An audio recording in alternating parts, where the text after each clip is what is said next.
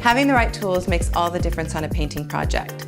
Here are my essentials. First, if there are holes that need to be filled in the walls, I use a spackling compound. I like to use a spackling and primer in one. I fill the hole and I pull it tight with a putty knife. And if it's not pulled tight by the time it's dry, I just use a little bit of sandpaper to make sure it's flush with the wall surface. Next, if I have some switch plates that need to be removed, I just use a flat screwdriver, remove all of the outlet covers, and then I cover up any of the outlets with 2-inch tape. You're definitely going to need painter's tape for your project. So blue tape is the go-to painter's tape. But if you need a really crisp line, you may want to get the green tape or tape with a green core. This has an adhesive in it.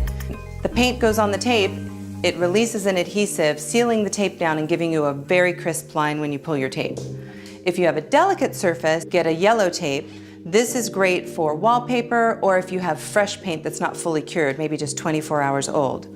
This is also a delicate tape. It's got an orange core. When I'm taping off a room, the tool I can't live without is my tape gun. It's about $20 and it's the best investment you can make for your project. You can purchase 6-inch paper and 1-inch tape and you will get a super nifty combined tape and paper that's going to cover your baseboards and protect your ceiling from any of the paint roller marks.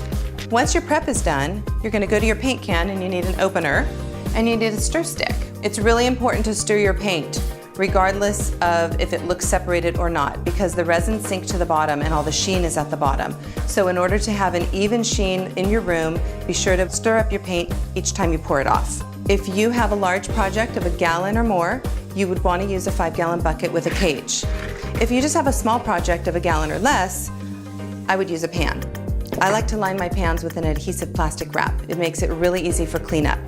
I like to line another pan to hold my brush and any other tools I might have while I'm working.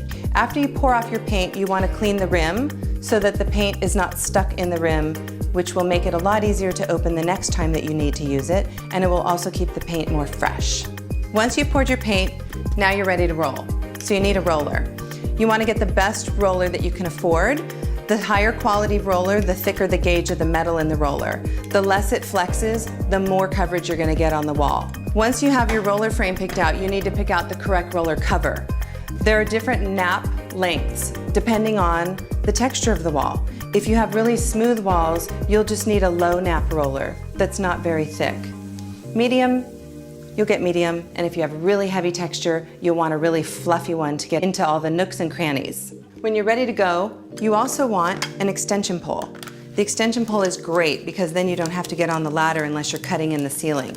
So you just twist it on. This one telescopes, so if you have really tall ceilings, you can get up really high. And again, good quality on this is less flex, so you'll be able to get a lot more coverage for each roll on the frame. Other things I like to have on hand, I always have an angled brush. I use this for cutting in.